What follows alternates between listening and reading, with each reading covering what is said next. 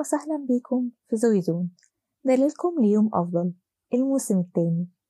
أنا زوي، وفي البودكاست هنا هتكلم معاكم عن الحياة، عن إزاي نحل مشاكلنا من جذورها عشان نكمل، لأننا عارفين إن الدنيا مش ريشة في هوا زي ما قالوا، ولا طريقنا مسدود مسدود يا ولدي. الدنيا مرحلة هنعديها بحلوها ومرها. هنا هنصنع الحلم ونشوف إزاي نقلل المر.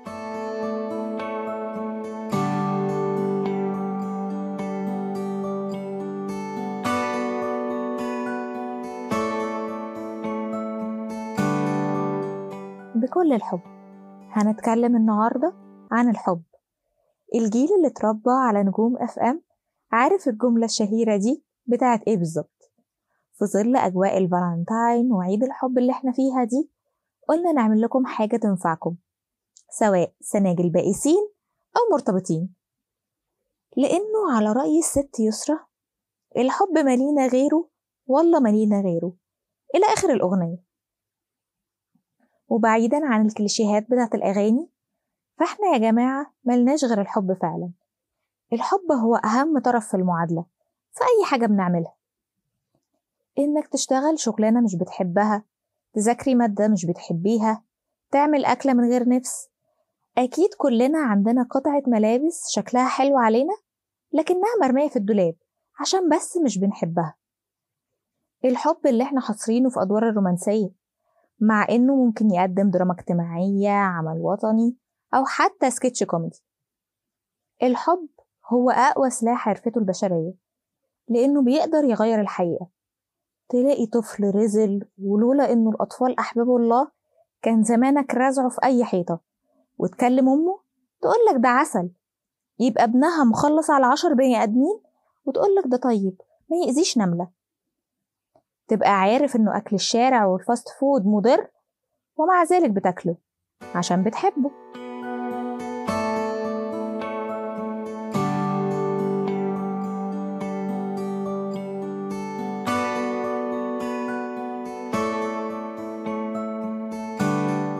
مع إن فعل الحب بنمارسه كل يوم، إلا إن مشاكله كتيرة، ونسبة كبيرة من المشاكل دي بتبقى عشان إحنا متوقعين إن الحب ليه شكل واحد وطريقة واحدة للتعبير عنه، وهي طريقتنا.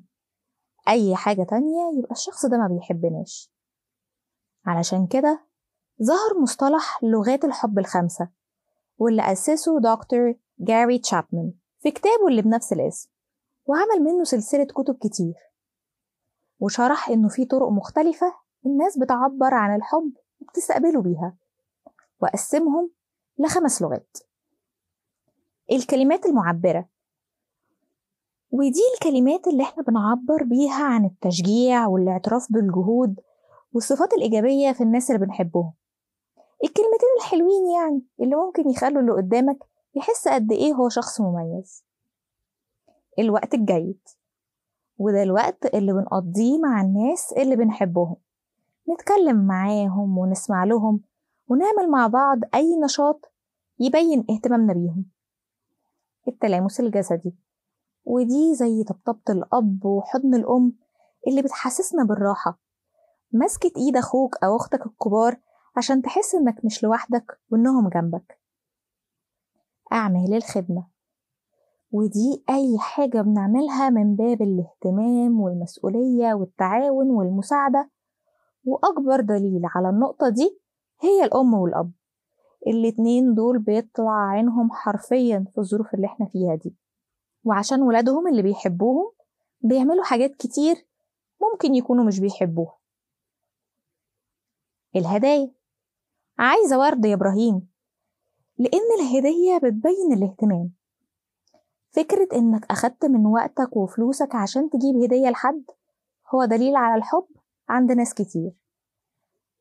كفاية إنك افتكرتني وجبتلي حاجة أنا بحبها، ودي لوحدها بتفرق جدا.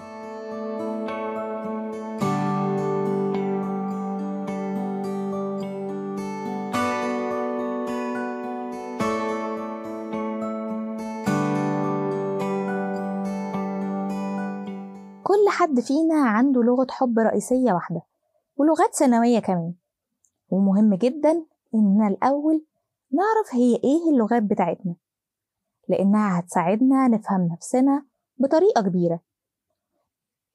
بعض الباحثين بيقولوا إن لغة الحب بتتأثر بالطريقة اللي أهلنا حبونا بيها وإزاي عبروا عن اهتمامهم بينا. طبعا في اختبارات كتيرة على النت عشان الواحد يعرف إيه هي لغته الرئيسية، هتلاقوا لينك لواحد منهم في وصف الحلقة. وممكن كمان نعرفها عن طريق الملاحظة أو الحوار مع النفس، لأنه زي ما قلنا إنها هتساعدنا في علاقتنا مع نفسنا وعلاقتنا مع الآخرين. ولازم برضو ناخد بالنا إن لغة الحب مش شيء ثابت، ولكنها بتتغير مع الحياة والتجارب والعلاقات اللي في حياتنا. تخيل معايا كده إنك سافرت بلد ما تعرفش اللغة بتاعتها وعايز مكان تاكل فيه لأنك هتموت من الجوع. بتوقف حد في الشارع عشان تسأله، بيطلع ما يعرفش لغتك، فتضطر تلجأ لأنك تشاور وانت وحظك. فجأة تلاقي الشخص ده سابك ومشي، انت مش فاهم حصل ايه، وهو افتكرك شحات عايز منه فلوس. عدم معرفتنا بلغات الحب بتاعت الناس اللي حوالينا بتأثر على تواصلنا معاهم، وهنبقى بالنسبة لهم عاملين زي الأجانب اللي هما مش فاهمينهم. اسألوهم، ولو هما مش عارفين خليهم يعملوا الاختبار هما كمان. خلاص عرفنا لغتهم، في شوية نصايح عشان تحسنوا علاقاتكم معاهم. النصيحة الأولى: استخدموا لغة الحب بتاعتهم بانتظام وصدق، مش تستخدموها في المناسبات أو لو عايزين حاجة من الشخص ده، أو تعملوها من باب تأدية الواجب. لو الشخص ده لغته هي الكلمات المعبرة، ما تكتفوش بس بإنكم تقولوا لهم إنكم بتحبوهم وبس كده، لأ، عرفوهم كمان انتوا قد إيه بتقدروهم وبتحترموهم وفخورين بيهم. لو كانت لغتهم هي الوقت الجيد، فمثلا مش هنقعد معاهم نتفرج على التلفزيون ودماغنا في حتة تانية. أولا لازم نبقى متأكدين إننا بنعمل الحاجة اللي هما بيحبوها. ثانيا إننا نكون مهتمين ومركزين معاهم، ونكون فعلا مفضيين وقتنا ليهم. وكذلك لو لغتهم هي التلامس الجسدي، فلازم تعرفوا إن أي لمسة بسيطة هتفرق معاهم. يعني مثلا تمسك إيد المدام وانتوا ماشيين في الشارع، تحضني زميلتك في الشغل قبل ميتنج مهم هي خايفة منه، تبوسي عيالك كده وهما بيلعبوا. ولو اللغة هي أعمال الخدمة، فإنك تساعدهم وقت ما يطلبوا ده مش اسم ممارسة اللغة. اعملوا لهم حاجة تسهل عليهم حياتهم. لو مراتك بتحب تعمل أكل، فأنت ممكن تطلع الفرخة تفك. اقعد ذاكر لأخوك وريح ماما شوية. خدي الزبالة وانتي نازلة بدل بابا. وإننا نجيب هدية لحد لغة الحب بتاعته هي الهدايا، بس نجيبها في الوقت الطبيعي للهدايا زي عيد ميلادهم أو عيد الحب، فده العادي والمتوقع. لكن الأحلى إننا نجيب الهدية من غير مناسبة، عشان ده هيعرفهم إننا بنفكر فيهم. النصيحة التانية: زي ما قلنا إن لغة الحب بتتغير، علشان كده لازم كل فترة نتكلم معاهم ونشوف إذا كانت لغتهم اتغيرت أو لو هما محتاجين حاجة مختلفة مننا عشان يحسوا إنهم محبوبين. النصيحة التالتة: مفيش حد ما بيحبش الهدايا، ولا إنه يقضي وقت مع الناس اللي بيحبهم، ولا هيزعل لما يسمع منك كلمة حلوة تشجعه. التنوع في استخدام لغات الحب هيوصلك لنتيجة مؤكدة في إن الطرف التاني هيحس فعلا إنك بتحبه.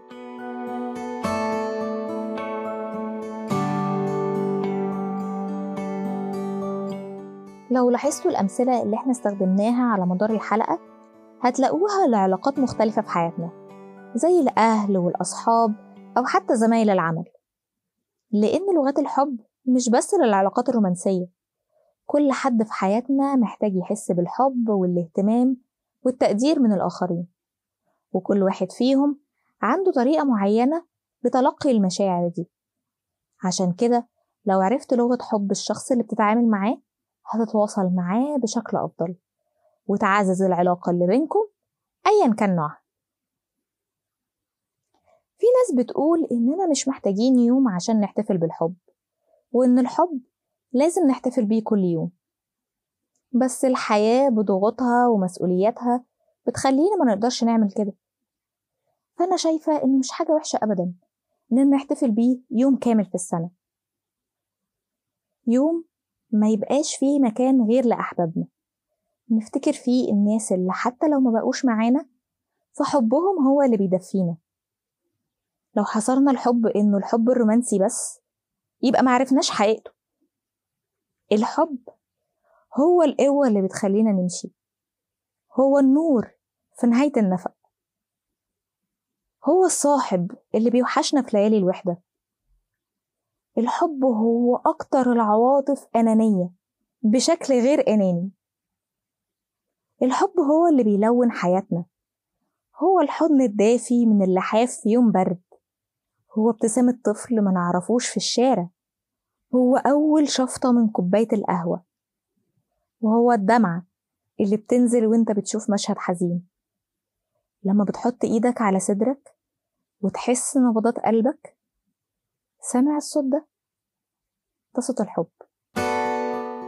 نتقابل على خير الحلقة الجاية.